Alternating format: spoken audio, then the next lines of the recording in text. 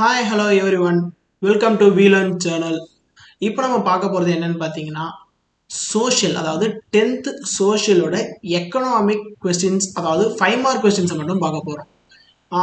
ஏன் நம்ம எக்கனாமிக்ஸில் ஸ்டார்ட் பண்ணுறோன்னு பார்த்தீங்கன்னா 10th நம்மளுக்கு மொத்தம் எப்படி பிரிஞ்சிருக்குன்னு பார்த்தீங்கன்னா மொத்தம் 4 டைப்ஸாக பிரிஞ்சிருக்கு: history, civics, geography, economics. History பார்த்தோம்னா ஹிஸ்ட்ரி வந்து ஒரு பெரிய விஷயம். ஏன்னா வந்து கிட்டத்தட்ட ஒரு 10 லெசன் இருக்குது. 10 லெசன் நம்மளால ஃபுல்லாக எக்ஸாம் டைமில் படிக்க முடியுமான்றது வந்து புதுசாக ஸ்டார்ட் பண்ணவங்களுக்கு ரொம்ப கஷ்டமான விஷயம். அண்ட் தென் வந்து கம்பேரிட்டிவ்லி நம்ம ஹிஸ்ட்ரி, சிவிக்ஸ், ஜியாகிரஃபியை கம்பேர் பண்ணும்போது எக்கனாமிக்ஸ் ஈஸி. ஸோ நம்ம சோஷியலில் எக்கனாமிக்ஸை ஸ்டார்ட் பண்ணோம்னா நம்மளுக்கு ஒரு கிளாரிட்டி கிடைக்கும் படிக்கிறதுக்கு, அதாவது இன்ட்ரெஸ்ட் கிடைக்கும். அதனால தான் நம்ம இப்போ எக்கனாமிக்ஸை ஸ்டார்ட் பண்ணுறோம். எக்கனாமிக்ஸ் கண்டிப்பாக ரொம்ப முக்கியமான சப்ஜெக்ட்.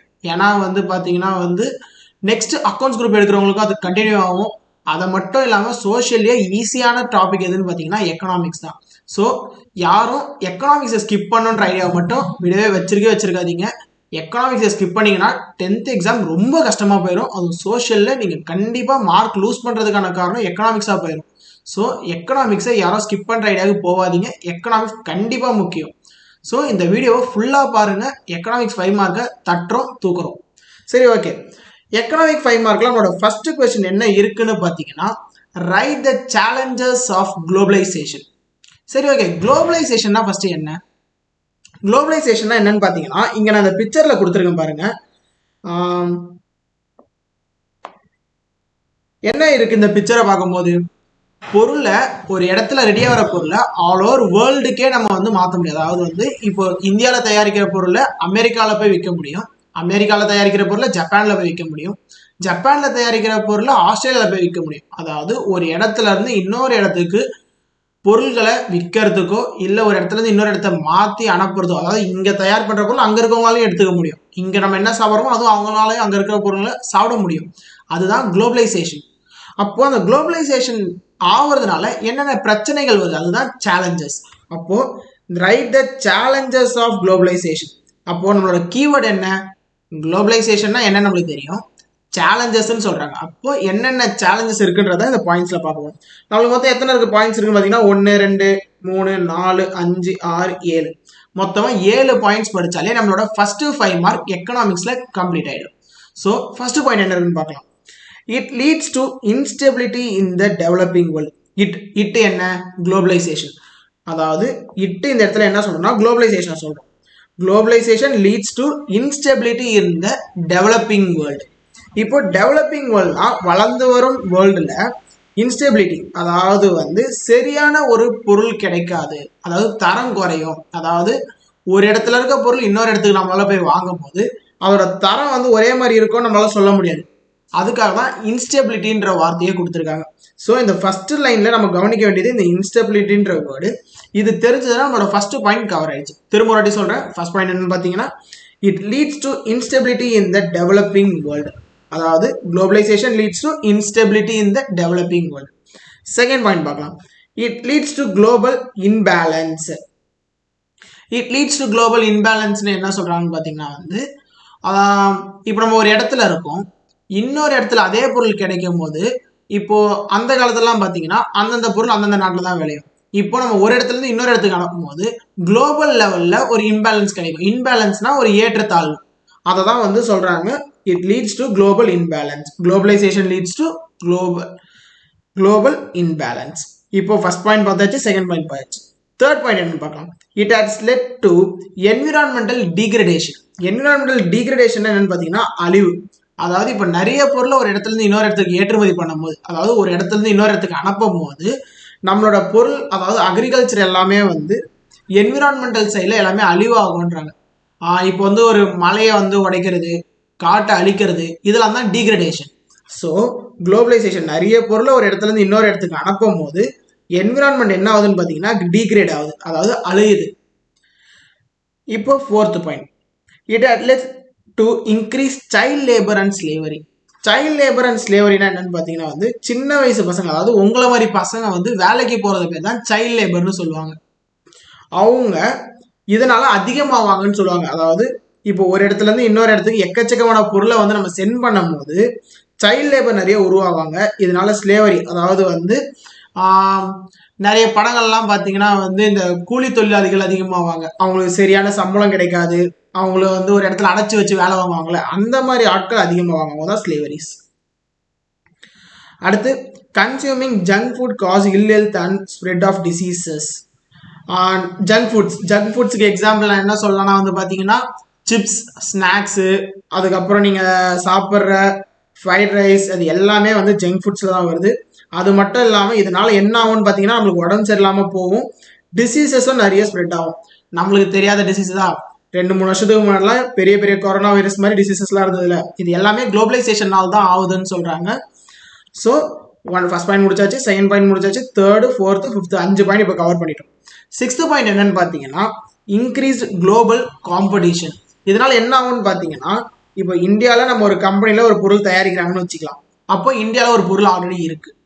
இப்போ அமெரிக்காலேருந்து ஒரு பொருள் வருதுன்னு வச்சுக்கலாம். அப்போ காம்படிஷன் ஆகுது, ஒருத்தருக்கு காம்படிஷன் ஆகுறதுனால அந்த பொருளோட தன்மை குறையறதுக்கான சான்சஸ் இருக்கு. அவர் இதை விட தன்மை கம்மியாக கொடுக்கும்போது இவர் அந்த பொருளே வாங்குறாங்க, நம்மகிட்ட பொருள் வாங்க விடலாம்னு சொல்லி அந்த பொருளோட குவாலிட்டியும் குறைக்கிறது சான்சஸ் இருக்கு. இதனால வந்து குளோபல் லெவலில் காம்படிஷன் அதிகமாகுது. லாஸ்ட் பாயிண்ட் என்னன்னு பார்த்தீங்கன்னா benefits extend to all countries that will not happen automatically.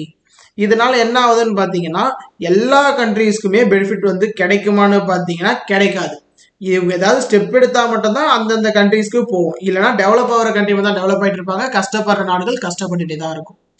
So first பாயிண்ட்ல என்ன பார்த்தோம்னா இன்ஸ்டெபிலிட்டி வார்த்தையை பார்த்தோம். செகண்ட் பாயிண்ட்ல பார்த்தீங்கன்னா இன்பேலன்ஸ் பார்த்தோம். தேர்ட்ல டிகிரடேஷன் பார்த்தோம். ஃபோர்த்தில் சைல்ட் லேபர் அண்ட் ஸ்லேவரி பார்த்தோம். 5th பாயிண்ட்ல பார்த்தீங்கன்னா இல் ஹெல்த் அப்புறம் டிசீசஸ் பார்த்தோம். 6th பாயிண்ட்ல குளோபல் காம்படிஷன் பார்த்தோம். 7th பாயிண்ட்ல பார்த்தீங்கன்னா இது எல்லாமே ஆட்டோமேட்டிக்காக நடக்குமானா கிடையாது, நம்ம ஸ்டெப் எடுத்தால் மட்டும்தான் நடக்கும். ஸோ இப்போ 7 பாயிண்ட் கவர் ஆயிடுச்சு. இதில் சில வார்த்தைகள் வந்து நம்மளால வந்து ஞாபகம் வச்சுக்க முடியும், ஏன்னா நம்ம யூஸ்வலாக யூஸ் பண்ணுறது. ஆனால் இந்த இன்ஸ்டெபிலிட்டின்ற வார்த்தைகள்லாம் வந்து உங்களால் வந்து அவ்வளோ ஈஸியாக ஞாபகம் இருக்காது. அதனால நீங்கள் என்ன பண்ணுவீங்க, எழுதி பார்த்து படிக்கணும். நம்ம எழுதி பார்ப்போமான்றது வந்து டவுட்டு தான். அதனால என்ன சொல்றேன்னா இப்பயே நீங்கள் போயிட்டு கமெண்ட்ல போயிட்டு இன்ஸ்டெபிலிட்டி, அதாவது INSTABILITY இன்ஸ்டெபிலிட்டின்றத கமெண்ட் பண்ணுங்க. நீங்க கமெண்ட் பண்ணது எக்ஸாம்ல இருக்கும் போது நம்ம கமெண்ட் பண்ணவே அந்த வார்த்தை அப்படின்னு சொல்லி உங்களுக்கு ஞாபகம் வரும். அப்போ உங்களால ஈஸியா எழுத முடியும். ஸோ ஒரு 5 மார்க்கோட இதை 1 செகண்ட் நீங்க கமெண்ட் பண்றதுனால உங்களுக்கு ஞாபகம் இருக்கும். ஸோ இப்பயே போய் கமெண்ட் பண்ணுங்க, நான் உங்களுக்காக வெயிட் பண்றேன்.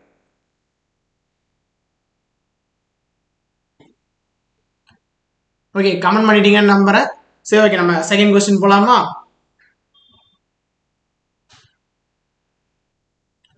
ஓகே, இப்போ எக்கனாமிக்ஸோட செகண்ட் கொஸ்டின் என்ன கொடுத்துருக்காங்கன்னு பார்த்தீங்கன்னா elucidate why the green revolution was born. Green revolution எதற்காக ஆரம்பிக்கப்பட்டது, எதற்காக தோன்றதுன்னு கேட்குறாங்க.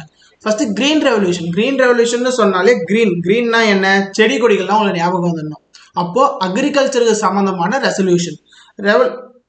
ரெவல்யூஷன் எதுக்காக கொண்டு வந்திருப்பாங்க, ஏதோ ஒரு விஷயத்த மாத்துறதுக்காகவோ இல்லை ஏதோ ஒரு பிரச்சனையை சரி பண்றதுக்காகவோ கொண்டு வந்தது தான் ரெவல்யூஷன். அப்போ கிரீன் ரெவல்யூஷன்றது எதை பத்தி, அக்ரிகல்ச்சர்ல இருக்கிற ஏதோ இருந்த பிரச்சனையை சரி பண்றதுக்காக கொண்டு வந்தது தான் கிரீன் ரெவல்யூஷன். இப்போ அந்த பிரச்சனை என்ன, எதுக்காக கொண்டு வந்தாங்கன்றதா இப்போ இந்த ஆன்சரா எழுத போறோம். சரி, ஓகே, ஃபர்ஸ்ட் பாயிண்ட் என்ன எழுதிருக்கான்னு பார்க்கலாம். மொத்தமா இதுல எத்தனை பாயிண்ட் இருக்குன்னு பாத்தீங்கன்னா 1 2 3 4 5 6 மொத்தமா 6 பாயிண்ட் தான் இருக்கு. இந்த 6 பாயிண்ட் படிச்சாலே செகண்ட் 5 மார்க்கான எக்கனாமிக்ஸ் முடிய போகுது. சரி, ஓகே, இப்போ என்ன கொடுத்துருக்கான்னு பார்க்கலாம். The main causes for the green revolution in the growth of population in India after independence. அதாவது இந்தியாவோட growth, எதுல growth, பாப்புலேஷன் growth. நிறைய பேர், அதாவது இந்தியா இண்டிபெண்டன்ஸ் டைம்ல, நம்ம எப்போ இண்டிபெண்டன்ஸ் வாங்கணும், 1947 நம்ம இண்டிபெண்டன்ஸ் வாங்கணும். அப்போ 1947 இண்டிபெண்டன்ஸ் கிடைச்சதுக்கு அப்புறமா இந்தியாவோட பாப்புலேஷன் பார்த்தீங்கன்னா ரொம்ப அதிகமா இருந்தது. அதிகமா இருந்தா என்ன தேவைப்படும், அதிகமா சாப்பாடு தேவைப்படும். அதிகமான சாப்பாடுக்கான சரி பண்றதுக்கான வாய்ப்பு இல்லாத காரணத்தினாலதான் கிரீன் ரெவல்யூஷன் ஒன்று கொண்டு வந்தாங்க. அந்த கிரீன் ரெவல்யூஷன் அதுக்காக தான் உருவாக்கப்பட்டது. சரி, ஓகே, இது ஃபர்ஸ்ட் பாயிண்ட். செகண்ட் பாயிண்ட் என்ன கொடுத்துருக்காங்கன்னு பார்க்கலாம். Food security of people is also related to a country's overall development process. அதாவது ஒரு நாட்டில் இருக்க மக்கள் எல்லாருக்கும் சாப்பாடு கிடைக்கணுன்றது தான் முக்கியமான டெவலப்மெண்ட்டான ப்ராசஸே. அதாவது ஒரு நாடு வளரணும்னா அந்த நாட்டில் இருக்க எல்லாருக்கும் சாப்பாடு கிடைக்கணும், அதுக்காக கொண்டு வந்தது தான் இந்த கிரீன் ரெவல்யூஷன். தேர்ட் பாயிண்ட் என்னன்னு பார்த்தீங்கன்னா, and focus on agriculture industrialisation was given priority. அதாவது அக்ரிகல்ச்சரை நம்ம வந்து ஃபோக்கஸ் பண்ணுறதுக்காக இண்டஸ்ட்ரியல் பாலிசியை கிரியேட்டும் பண்ணாங்க. அதாவது கிரீன் ரெவல்யூஷனில் என்னென்ன பண்ணியிருப்பாங்கன்னு பார்த்தீங்கன்னா, ஃபெர்டிலைசர்ஸ், அதாவது வந்து இயற்கை உரம், அதுக்கப்புறம் வந்து நிறைய மிஷினரிஸ் கொண்டு வந்தாங்க. இரிகேஷன் ஃபெசிலிட்டிஸ்னா தண்ணி பாசறதுக்கான மோட்டார் வசதிகள், அதெல்லாம் வந்து இண்டஸ்ட்ரியல்ஸ் மூலமாக கிரியேட் பண்ணாங்க. அப்போது அக்ரிகல்ச்சரை டெவலப் பண்ணுன்றதுக்காக இண்டஸ்ட்ரியல் சைட்லையும் டெவலப்மெண்ட் கொண்டு வந்தாங்க. அதை தான் தேர்ட் பாயிண்டாக நம்மளுக்கு சொல்லியிருக்காங்க. ஃபர்ஸ்ட் பாயிண்ட் பார்த்தீங்கன்னா, நம்மளோட மெயின் காஸ் எதுக்காக, பாப்புலேஷன் அதிகமாச்சு, அதனால நம்மளுக்காக கிரீன் ரெவல்யூஷன் வந்தது. செகண்ட் பாயிண்ட், கண்ட்ரியோட ஓவரால் டெவலப்மெண்ட் வந்து எல்லாருக்கும் சாப்பாடு கிடைக்கணும், ஃபுட் செக்யூரிட்டியை நம்பியும் தான் இருக்குது. மூணாவது பாயிண்ட், இண்டஸ்ட்ரியலைசேஷன் டெவலப்பும் இதனால ஆச்சு. இப்போ fourth point, two recurrent droughts experience by India pushed to the depend on imports of food grains. அதாவது நிறைய பஞ்சம், ட்ராட்னா பஞ்சம், நிறைய பஞ்சத்தினால நம்ம வெளிநாடுகள்ல இருந்து ஃபுட் கிரெயின்ஸ், அதாவது தானியங்கள் வாங்க வேண்டியதாக போயிடுச்சு. அதனாலவும் நம்மளுக்கு கிரீன் ரெவல்யூஷன் தேவைப்படுது. இம்போர்ட்னா இறக்குமதி, வெளிநாட்டுல இருந்து நம்ம இந்தியாவுக்கு கொண்டு வர பொருட்கள். இப்போ அடுத்து, the available foreign exchange reserve could not permit open market purchase and import of grains. நம்மளோட ஃபாரின் எக்ஸ்சேஞ்ச் ரிசர்வ், அதாவது வெளிநாட்டில் நம்ம வாங்கக்கூடிய பணம், வெளிநாட்டை சும்மா தர மாட்டாங்களா நம்மளுக்கு, நம்ம பணம் கொடுக்கணும்ல, அது கம்மியாக இருந்த காரணத்தினால நம்மளால வெளியில பெருசாக காசு கொடுத்து நிறைய வாங்கவும் முடியல. நிறைய வாங்க முடியலன்னா நம்ம நாட்டில் இருக்க எல்லாரும் பட்னியில தான் இருக்கணும். அதுவும் ஒரு காரணமான கிரீன் ரெவல்யூஷனுக்கான காரணம். லாஸ்ட் பாயிண்ட் என்ன சொல்றாங்கன்னா, India has to plead for food grains from richer countries, USA concessional rates. அதாவது பெரிய பெரிய பணக்கார நாடுகளான அந்த டைம்ல இருந்த அமெரிக்கா போன்ற நாடுகள்ல இருந்து நம்ம ஃபுட் கிரெயின்ஸை கன்செஷனல் ரேட்னா ஒரு குறிப்பிட்ட நியாயமான விலைக்கு வாங்க வேண்டிய நிலைமையில இருந்தோம். அவங்களால தான் நம்ம அந்த காலத்தில் நிறைய பேர் நம்ம வந்து சாப்பிட்டாங்கன்னே சொல்லலாம்.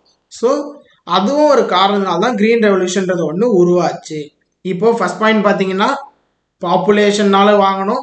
ரெண்டாவது ஃபுட் செக்யூரிட்டி, அதாவது மக்கள் எல்லாருக்கும் சாப்பாடு கிடைச்சாதான் ஓவரால் டெவலப்மெண்ட் ப்ராசஸ்லேயே வருவோம், அதனால ரெண்டாவது அதுக்காக. மூணாவது வந்து பார்த்தீங்கன்னா, அக்ரிகல்ச்சர்னால இண்டஸ்ட்ரியலைசேஷனும் டெவலப் ஆச்சு கிரீன் ரெவல்யூஷன் மூலமாக. நாலாவது பஞ்சம், ட்ராட்ஸு. அஞ்சாவது நம்மளோட ஃபாரின் எக்ஸ்சேஞ்ச் ரிசர்வ்ஸ் வந்து ஓப்பன் மார்க்கெட்டில் வாங்கக்கூடிய அளவுக்கு இல்லை. லாஸ்ட்டாக பார்த்தீங்கன்னா, பெரிய பெரிய பணக்கார நாடுகள் கிட்ட இருந்து நம்ம கன்செஷனல் ரேட்ஸில் வாங்கிட்டு இருந்ததுனாலையும் நம்மளுக்கு கிரீன் ரெவல்யூஷன் தேவைப்பட்டது. இப்போ போன கொஸ்டின்ல பார்த்த மாதிரியே இந்த கொஸ்டின்ல பார்த்தீங்கன்னா முக்கியமான வார்த்தை எது, கிரீன் ரெவல்யூஷன்றது முக்கியமான வார்த்தை, அது நம்மளுக்கு கொஸ்டின்ல கொடுத்துருவாங்க. ஸோ நீங்கள் அந்த ஸ்பெல்லிங் மிஸ்டேக்கை ஞாபகம் வச்சுக்கோங்க, கொஸ்டினை பார்த்தாது ஸ்பெல்லிங் கரெக்டாக எழுதுங்க. இதில் இருக்க முக்கியமான வேர்ட்ஸில் பார்க்கும்போது கஷ்டமான வார்த்தைன்னு பார்த்தீங்கன்னா இந்த கன்செஷனல் ரேட்ஸ். இது வந்து நீங்கள் பொதுவாக யூஸ் பண்ணுற வார்த்தை கிடையாது. ஸோ இந்த கன்செஷனல் ரேட்ஸோட ஸ்பெல்லிங்கை எழுதி பாருங்க மேக்ஸிமம். இப்போ என்னோட ஒப்பீனியன் என்னன்னா, உடனே போய் கமெண்ட் பண்ணுங்க இந்த வார்த்தையை, கன்செஷனல் ரேட்ஸ்ன்ற வார்த்தையை நீங்கள் கமெண்ட் பண்ணுறது மூலமாக உங்களால் ஒரு வாட்டி எழுதி பார்த்த கான்செப்ட்லேயே வந்துடும், நீங்களும் ஒரு வாட்டி உள்ளுக்குள்ள 2-3 வாட்டி சொல்லி பார்த்ததுக்கான கான்செப்டும் வந்துடும், எக்ஸாம்பிள் ஞாபகமாக இருக்கும்.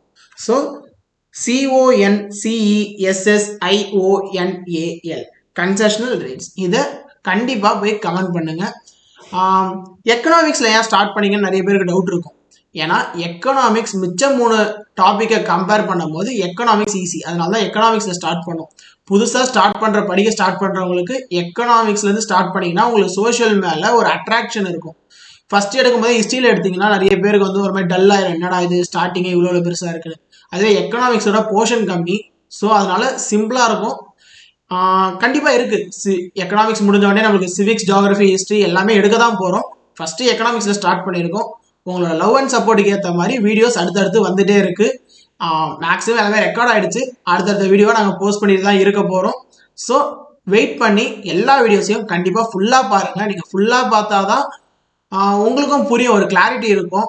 மேக்ஸிமம் நிறைய பேருக்கு வந்து படித்து புரியறதை விட வீடியோஸ் பார்த்து அதை கவனிக்கிறது மூலமாக நிறைய புரியும். ஸோ அதனால் நீங்கள் வீடியோஸை ஃபுல்லாக பாருங்கள். இந்த நிறைய பேர் வந்து ஓட்டி பார்ப்பீங்க வீடியோ உங்கள் தேவைக்கு ஏற்ற மாதிரி, அதை நான் தப்பு சொல்ல, உங்களுக்கு தெரிஞ்ச கொஸ்டினாக இருந்தால் ஓட்டி பாருங்கள், ஆனால் தெரியாத கொஸ்டினாக இருந்தால் ஃபுல்லாக பாருங்கள். ஃபுல்லாக பார்த்தா தான் உங்களுக்கு ஒரு கிளாரிட்டி கிடைக்கும். அதனால் அந்த கிளாரிட்டிக்காக கண்டிப்பாக ஃபுல்லாக பாருங்கள். மேக்ஸிமம் ஒரு கொஸ்டினாக ஒரு 5 minutes தான் இருக்க போகுது. அந்த 5 minutes நீங்கள் அதுக்காக வந்து டைம் ஸ்பெண்ட் பண்ணிங்கன்னா ஒரு 5 மார்க் உங்களுக்காக கிடைக்குது. ஸோ ஃபுல்லாக பாருங்கள்.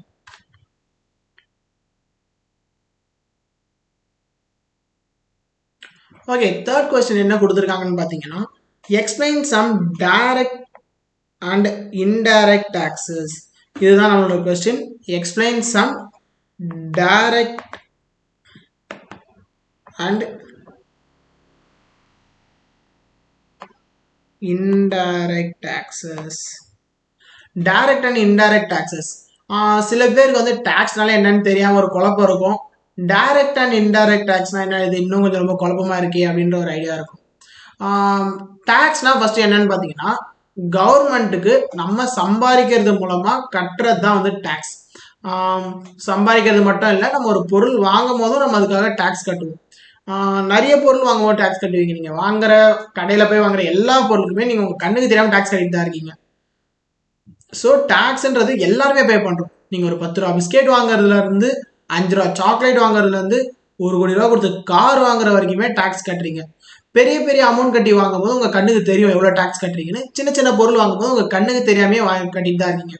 எம்ஆர்பிக்குள்ள டாக்ஸ் இன்க்ளூட் தான் கட்டுறீங்க. நீங்களும் டாக்ஸ் பேயர் தான். சரி, ஓகே. இப்போ இதுல டைரக்ட் டாக்ஸ்னா என்ன, இன்டைரக்ட் டாக்ஸ்னா என்னன்றது ஒரு குழப்பம் இருக்கும். First direct tax.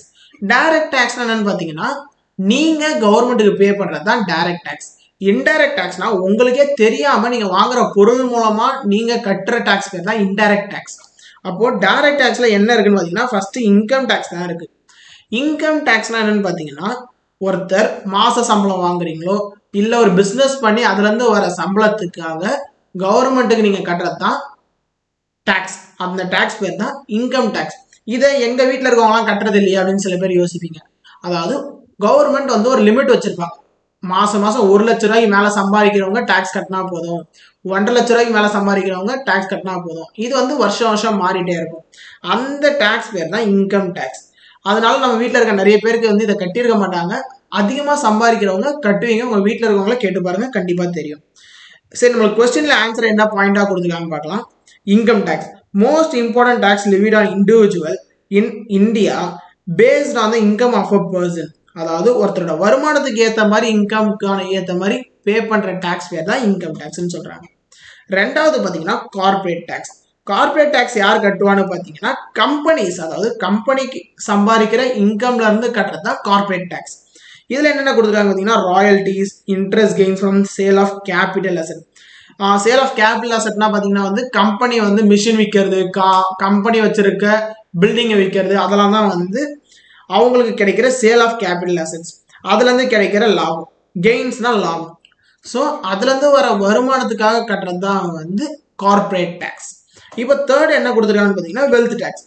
வெல்த் டாக்ஸ்னா என்னன்னு பாத்தீங்கன்னா, ஒரு தனிப்பட்ட நபரோ இல்ல கம்பெனியோ ஏதோ ஒரு விஷயத்துல பார்ட்னரா இருக்கிறது மூலமா அவங்களுக்கு அது மூலமா வந்து ஒரு வருமானத்துக்கு கிடைக்கிறது தான் வந்து வெல்த் டாக்ஸ்.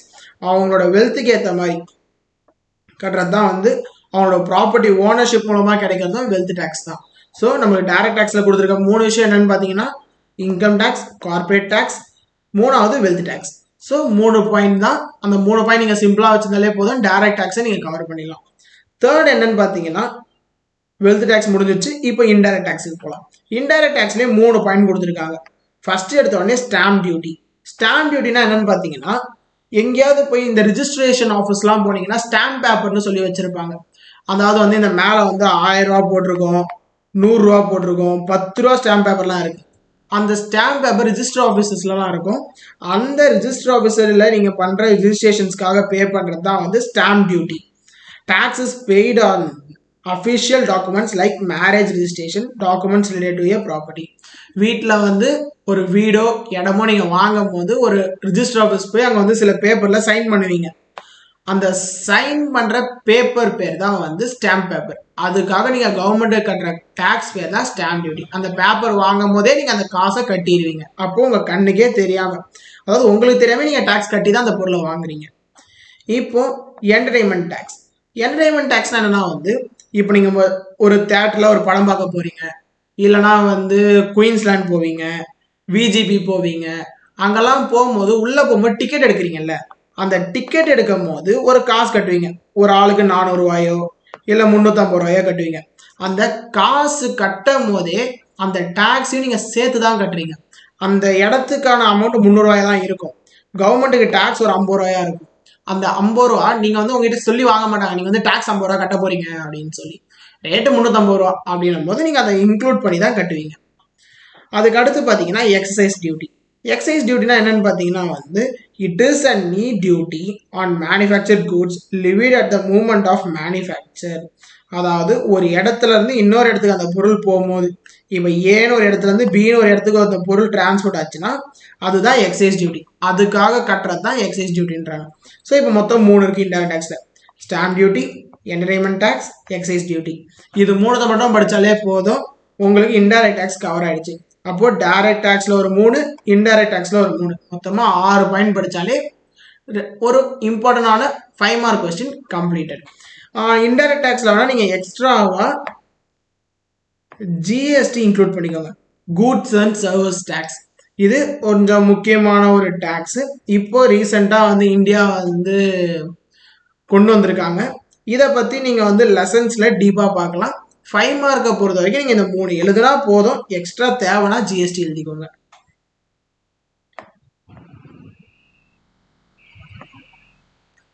சரி, ஓகே, நெக்ஸ்ட் கொஸ்டின் பார்க்கலாமா?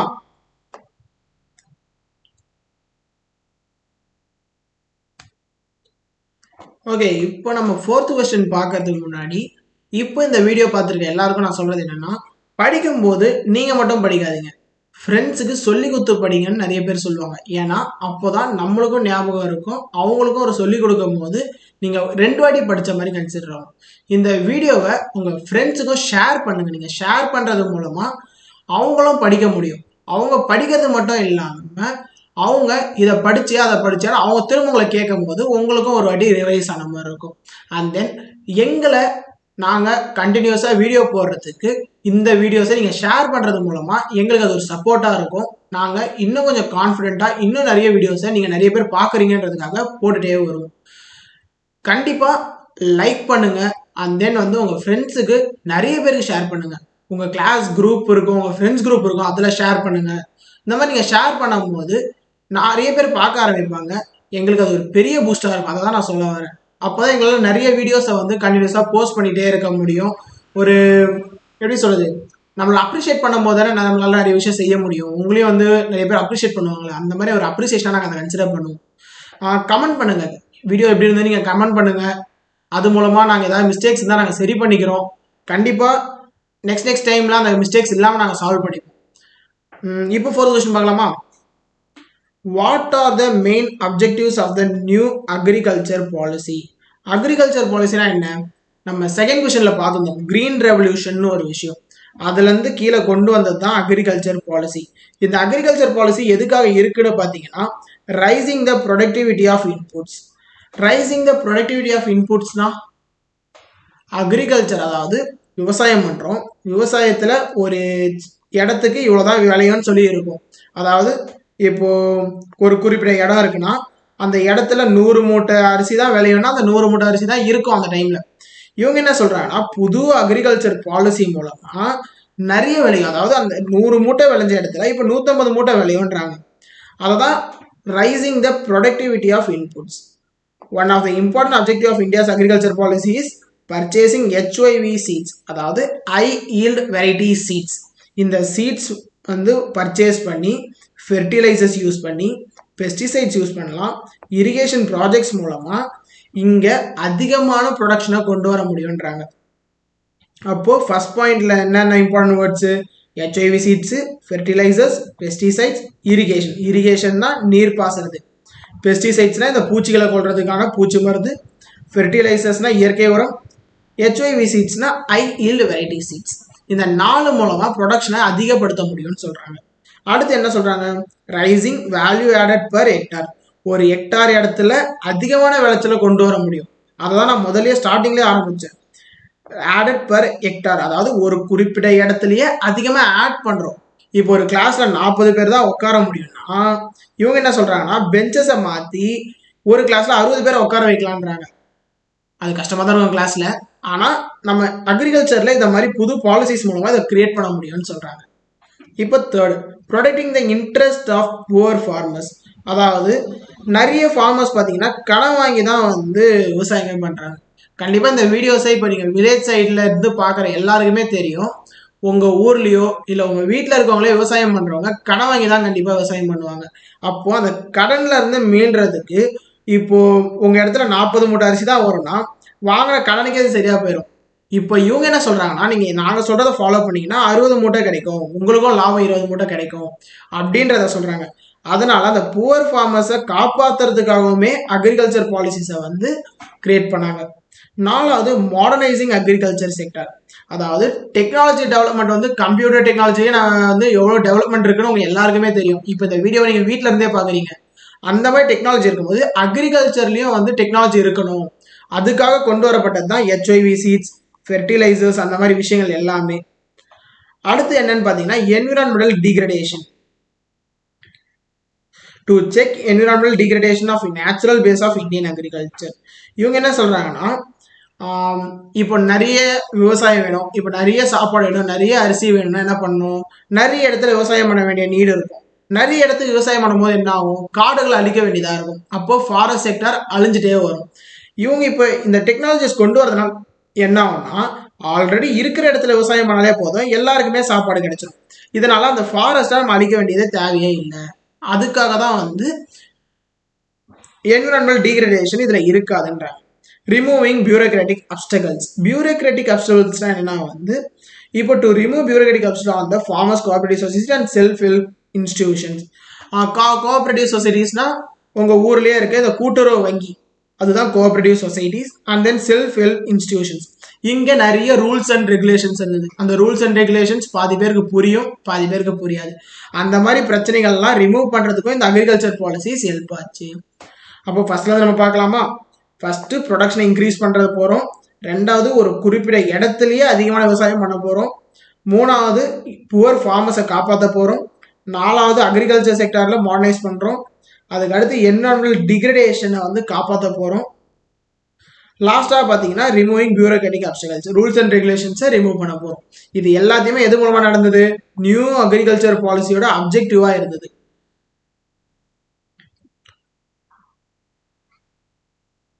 ஓகே, இப்போ நம்ம வந்து 5th கொஸ்டின் பார்க்கலாம். 5th கொஸ்டின் பார்க்கறதுக்கு முன்னாடி இந்த வீடியோவை இவ்வளோ நேரமாக பார்த்துட்டு இருக்கேன் உங்களுக்கு என்னோட பெரிய தேங்க்ஸ். அதாவது 4வது கொஸ்டின் வரைக்கும் நீங்கள் பார்த்துருக்கீங்கனாலே உங்களுக்கு வந்து படிக்கணுன்ற இன்ட்ரெஸ்ட் வந்துருச்சுன்னு அர்த்தம். 10th எக்ஸாமில் கண்டிப்பாக 80+ 90+ மார்க் எடுக்கணும்னா நீங்கள் இந்த டைமில் படிக்க ஸ்டார்ட் பண்ணி கண்டிப்பாக இருக்கணும். படிக்க ஸ்டார்ட் பண்ணது மட்டும் இம்பார்ட்டன்ட் இல்லை, புரிஞ்சு படிங்க. சும்மா புக்கை வச்சு மேலோட்டமாக படிக்கிறீங்கன்னா கண்டிப்பாக எக்ஸாம் எல்லாம் மறந்துடும். ஸோ நீங்கள் புரிஞ்சு படிச்சிங்கன்னா கொஞ்சம் படிச்சுட்டு போகிறத விட நிறைய உங்களால் படிக்க முடியும். அதே மாதிரி ஒரு நாளைக்கு 10 மணி நேரம் 12 மணி நேரம் படிக்கிறது வந்து உங்களோட இன்ட்ரெஸ்ட், அதை பற்றி நான் தப்பு சொல்ல மாட்டேன். ஆனால் அந்த 12 மணி நேரத்தில் எவ்வளோ நேரம் நீங்கள் புரிஞ்சு படிச்சிங்கன்னு ஒன்று இருக்குது. வெறும் மக்கப் பண்ணுறதுனால வந்து எல்லாருக்குமே அது வந்து ஈஸியாக வருது. சில பேருக்கு மக்கப் பண்ணிட்டு போகிறது தான் எக்ஸாமுக்கு சப்போர்ட் ஆகும். ஆனால் அது எல்லாருக்குமே சப்போர்ட் ஆகும்னா கிடையாது. எனக்குலாம் வந்து மக்கப் பண்ணிட்டு போனால் வராது. நான் வந்து புரிஞ்சு தான் படிச்சுட்டு போவேன். ஸோ நீங்கள் புரிஞ்சு படிக்கும் போது உங்களுக்கு டைமும் சேவ் ஆகும், நிறைய டாபிக்ஸ் படிக்க முடியும். கொஞ்ச நேரம் படித்தாலும் நம்ம நிறைய புரிஞ்சுட்டு போவோம். அந்த எக்ஸாம் வரைக்கும் நம்மளுக்கு அது மறக்கவே மறக்காது. எக்ஸாம் முடிஞ்சதுக்கு அப்புறமா அது நம்மளுக்கு மறக்காது. அந்த அளவுக்கு நம்ம புரிஞ்சு போகிறதுனால அது பெனிஃபிட் இருக்குது. ஸோ புரிஞ்சு படிங்க. சில வார்த்தைகள் மனப்பாடம் பண்ணி தான் ஆகும், அதை மனப்பாடம் பண்ணிக்கோங்க, தப்பு இல்லை. இந்த சைட் ஹெட்டிங்ஸ் மனப்பாடம் பண்ணுறது தான் தப்பு இல்லை, ஆனால் அந்த உள்ள இருக்க விஷயத்தையும் நீங்கள் மனப்பாடம் பண்ணுறது தப்பு. ஸோ புரிஞ்சு படிங்க. நம்ம சேனலில் இருக்க எல்லா வீடியோஸுமே உங்களை புரிய வைக்கிறதுக்காக தான் நாங்கள் வந்து எடுத்துருக்கோமே. ஸோ நீங்கள் வீடியோஸ் பார்க்கும்போதே ஜஸ்ட் நீங்கள் திரும்ப வீட்டில் போய் ஒரு வாட்டி புக்கை பார்த்தா போதும். வீட்டில் தான் இருப்பீங்க, புக்கை வந்து ஒரு வாட்டி சும்மா நாங்கள் சொல்லி கொடுத்ததுக்கப்புறம் ஒரு வாட்டி படித்தாலே போதும், உங்களுக்கு எக்ஸாம் வரைக்கும் அது மறக்காது. ஸோ வீடியோஸை ஃபுல்லாக பார்த்துட்டு ஜஸ்ட் ஒரு வாட்டி நீங்கள் படிங்க. இல்லை அது வீடியோ பார்த்துட்டு அப்படியே போய் உங்கள் ஃப்ரெண்டுக்கு சொல்லி கொடுங்க. எக்ஸாமுக்கு போய் நீங்கள் மார்க் நல்லா ஸ்கோர் பண்ணலாம். இப்போ நம்ம 5th கொஸ்டின் பார்ப்போம். Briefly explain various terms associated with measuring of national income. இப்போ நேஷனல் இன்கம், அதாவது இப்போ நம்மளோட நேஷன் என்ன, நம்மளோட நேஷன் இந்தியா. இந்தியாவோட இன்கம்மா நம்ம எப்படி அளவுது? இப்போ நம்ம வீட்டோட இன்கம், நம்ம வீட்டோட வருமானத்தை எப்படி இருப்பீங்க, அப்பா சம்பாதிப்பாரு, சில பேர் வீட்டில் அம்மா சம்பாதிப்பாங்க, சில பேர் வீட்டில் அக்கா அண்ணா இருப்பாங்க, அவங்க சம்பாதிப்பாங்க, சித்தப்பா சித்தி எல்லாரும் ஒரே ஜாயின்ட் ஃபேமிலியாக இருக்கவங்க வீட்டில் ஒரு 7-8 பேர் வேலைக்கு போவாங்க. அது மொத்தத்தையும் இன்க்ளூட் பண்ணிங்கன்னா உங்கள் வீட்டோட இன்கம் தெரிஞ்சிச்சு. இப்போ இந்தியாவோட இன்கம் யோசிச்சு பாருங்க, கிட்டத்தட்ட ஒரு 140 கோடி பேர் நம்மளோட இந்தியாவோட பாப்புலேஷன். 140 கோடி பேர்ல எவ்வளவு பேர் வேலைக்கு போறாங்க, அவனோட இன்கம் என்னன்றதெல்லாம் எப்படி நீங்க கண்டுபிடிப்பீங்க? அதுக்காக தான் நம்மளுக்கு எத்தனை மெத்தட் இருக்குன்னு பார்த்தீங்கன்னா 1 2 3 4 5 6 7 மொத்தமாக 7 மெத்தட் இருக்கு. அதாவது இந்த 7 ஃபார்முலால யூஸ் பண்ணாலே நம்மளால நேஷனல் இன்கம் கண்டுபிடிச்சிட முடியும்னு சொல்றாங்க. அந்த 7 ஃபார்முலா என்னன்னு பார்க்கலாமா? இப்போ ஃபர்ஸ்ட் பாயிண்ட் ஸ்டார்ட் பண்றதுக்கு முன்னாடி, நான் இந்த வீடியோ பார்க்குற நிறைய பேர் சேனலை சப்ஸ்கிரைப் பண்ணாமையே பார்த்துருக்கீங்க. நீங்க சேனலை சப்ஸ்கிரைப் பண்றது மூலமா தான் எங்களால் எவ்வளோ பேர் நீங்கள் எங்களை பார்க்குறீங்கன்னு தெரிஞ்சு நாங்கள் இன்னும் வந்து பூஸ்ட் பண்ணி எங்களால் வீடியோஸ் எடுத்து போட்டுட்டு இருக்கவே முடியும். ஸோ இப்பயே சப்ஸ்கிரைப் பண்ணுங்க. நீங்கள் சப்ஸ்கிரைப் பண்ணியிருப்பீங்கன்னு நினைக்கிறேன். கண்டிப்பாக பக்கத்தில் இருக்க பெல் ஐக்கானையும் நீங்கள் வந்து கிளிக் பண்ணுங்க. சரி, ஓகே. இப்போ நீங்கள் சப்ஸ்கிரைப் பண்ணிட்டீங்களே, சப்ஸ்கிரைப் பண்ணிட்டீங்க நம்புறேன். இப்போ ஓகே, நம்ம ஃபர்ஸ்ட் என்ன கொடுத்துருக்கான்னு பார்த்தீங்கன்னா கிராஸ் நேஷனல் ப்ராடக்ட், அதாவது ஜிஎன்பி. இங்கே மொத்தம் உங்களுக்கு சைட் ஹெட்டிங்ஸோட இருக்கும். ஒன்றுமே GNP, GDP, NNP, NDP, PCD, PI, DI, இது எல்லாமே இந்த முன்னாடி இருக்க வேர்ட்ஸோட ஃபுல் ஃபார்ம்ஸ் தான். ஸோ இந்த வேர்ட்ஸை மட்டும் நீங்கள் ஷார்ட் ஃபார்ம்ஸை மட்டும் ஞாபகம் வச்சுக்கிட்டாலே உங்களோட மெயின் வேர்ட்ஸ் உங்களால் ஈஸியாக கண்டுபிடிச்சிட முடியும். இப்போ ஜிஎன்பியோட ஃபுல் ஃபார்ம் என்ன? Gross national product. Gross national product is the total value of goods and service produce in a country in a year. ஒரு வருஷத்துல எவ்வளோ ப்ராடக்ட்ஸை நம்மளால உற்பத்தி பண்ணியிருக்கோமோ, அதாவது ப்ரொடியூஸ் பண்ணியிருக்கோமோ, அதோட டோட்டலை ஆட் பண்ணாலே உங்களால் ஜிஎன்பி கண்டுபிடிச்சிட முடியும்னு சொல்றாங்க. அதோட ஃபார்முலா என்ன பார்த்தீங்கன்னா GNP equal to C plus I plus G plus X minus M plus NFIA. அதாவது இதோட ஃபுல் ஃபார்ம்ஸ் என்னன்னு பார்த்தீங்கன்னா C equal to consumption, C equal to consumption, I equal to investment,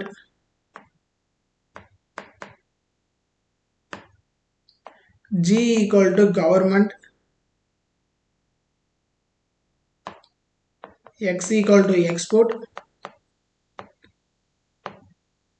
M equal to import, and then NFIA. இது எல்லாத்தையுமே நீங்கள் வந்து ஃபார்முலாவில் substitute பண்ணிங்கன்னா உங்களுக்கு ஆன்சர் கிடைச்சிடும். நெக்ஸ்ட் நீங்கள் எக்கனாமிக்ஸ் எடுக்க போகிறவங்க, 11th 12th எடுக்க போகிறவங்க இந்த ஃபார்முலாவில் வேல்யூ சப்ஸ்டியூட் பண்ணி சம்மாக போடுவீங்க. சோஷியலை பொறுத்த வரைக்கும் நம்மளுக்கு இதை வந்து ஜஸ்ட் இந்த ஃபார்முலா தெரிஞ்சால் மட்டும் போதும். நம்ம வந்து மனப்பாடம் பண்ணிட்டு போய் எழுதினா மட்டுமே போதும்.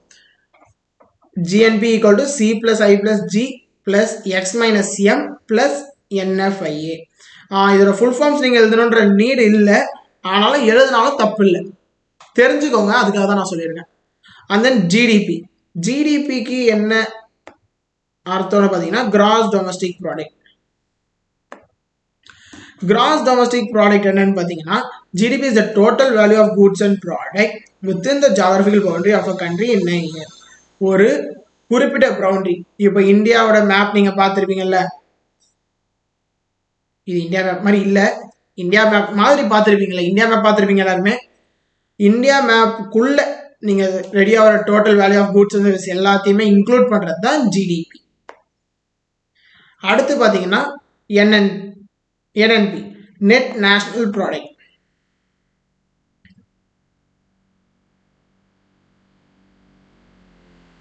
இதுக்கு என்ன சொல்றாங்கன்னு பார்த்தீங்கன்னா நீங்கள் ஃபர்ஸ்ட் இங்க ஜிஎன்பி கண்டுபிடிச்சிங்கல்ல, அந்த ஜிஎன்பில இருந்து டெப்ரிசியேஷனை மைனஸ் பண்ணீங்கன்னா கிடைக்கிறது தான் என்என்பி.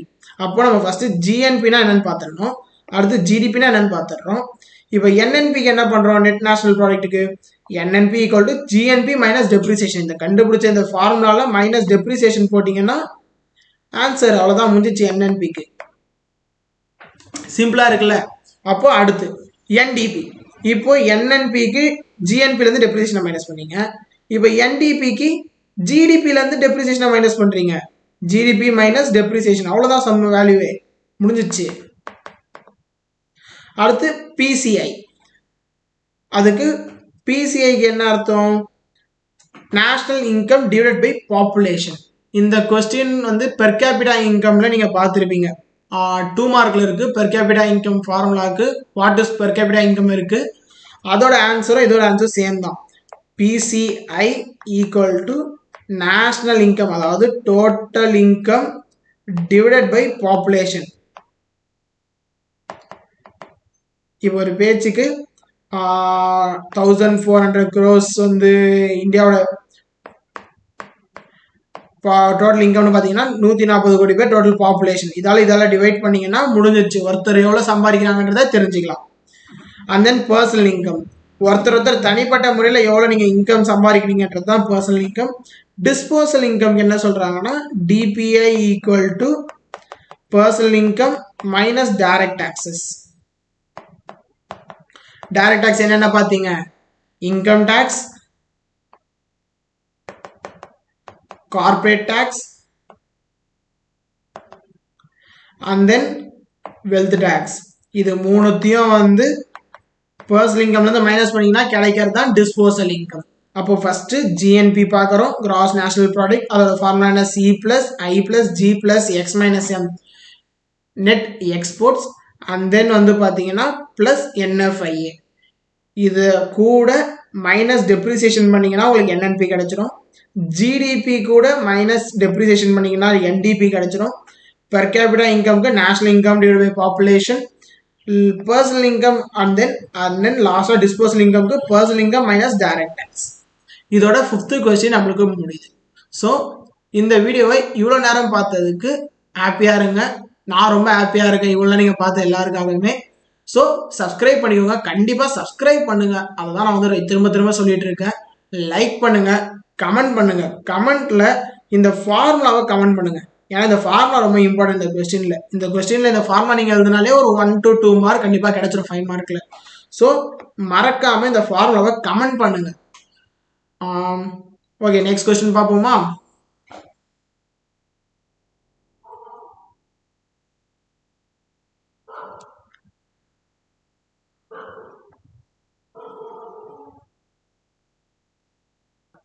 இப்போ நம்மளோட 6th கொஸ்டின் என்னன்னு பார்த்தீங்கன்னா, what is black money? Black மணினா என்ன அதை முதல்ல பார்க்கலாம். பிளாக் மணினா கருப்பாக இருக்குமா? கண்டிப்பாக இல்லை. நம்ம நோட்டில், நம்ம வீட்டில் நீங்கள் யூஸ் பண்ணுற 100 ரூபா 200 ரூபா நோட்டுகள், 50 10 ரூபா நோட்டு, 500 ரூபா நோட்டு எல்லாமே வந்து கவர்மெண்ட் அடித்த நோட்டு தான். அப்போது அந்த நோட்டு எல்லாத்துலேயுமே வந்து காந்தி தாத்தா இருக்காரு. அப்போது பிளாக் மணியில் பிளாக்காக இருக்குமா? கிடையாது. அதுவும் இதே நோட்டு தான். ஆனால் கவர்மெண்ட்டுக்கு தெரியாம, அதாவது நம்ம இவ்வளோ டாக்ஸை பற்றி பார்த்தோம்ல, அந்த முன்னாடி பார்த்த டாக்ஸ் கொஸ்டின்ல அந்த டாக்ஸை பே பண்ணாம நீங்க வீட்டில் மறைச்சு வைக்கிற காசோ இல்லை கவர்மெண்ட்டுக்கு தெரியாம அந்த இன்கமை மறைக்கிறதோ அதுதான் பிளாக் மணின்னு சொல்றாங்க. ஏன் வந்து டாக்ஸை வந்து மறைக்கிறாங்க? டாக்ஸ் எதனால வந்து டாக்ஸ் கட்டாம இருக்காங்க? எதனால பிளாக் மணி உருவாகுது அப்படின்றத தான் இந்த கொஸ்டின்ல கேட்டிருக்காங்க. ஃபர்ஸ்ட் பிளாக் மணிக்கு என்ன சொல்லியிருக்காங்க பார்க்கலாம். Black money is fund earned on the black market on which income and other taxes have not been paid. கட்டலை, அதுக்காக தான் வந்து பிளாக் மணி அது பேரே வந்து வருது.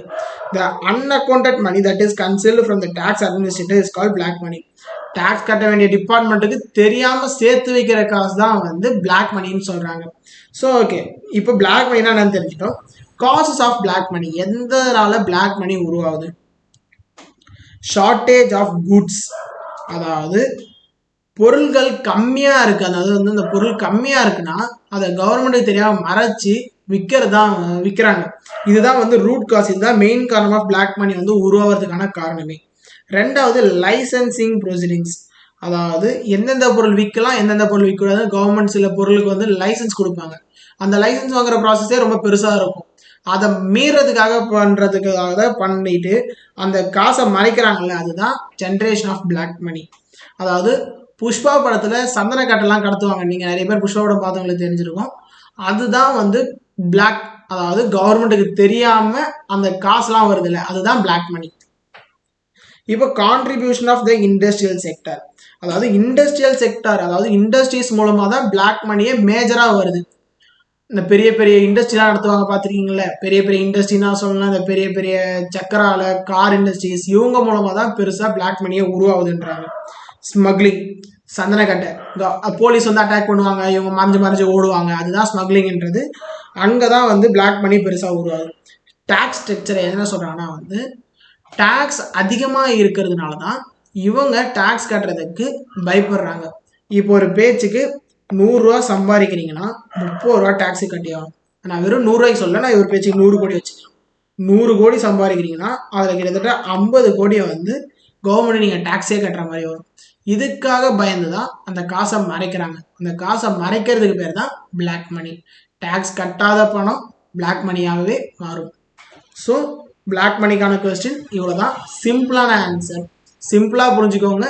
ஆன்சரை போய் தெளிவாக எழுதுங்க. மார்க் ஸ்கோர் பண்ணிட்டு வந்துட்டே இருங்க.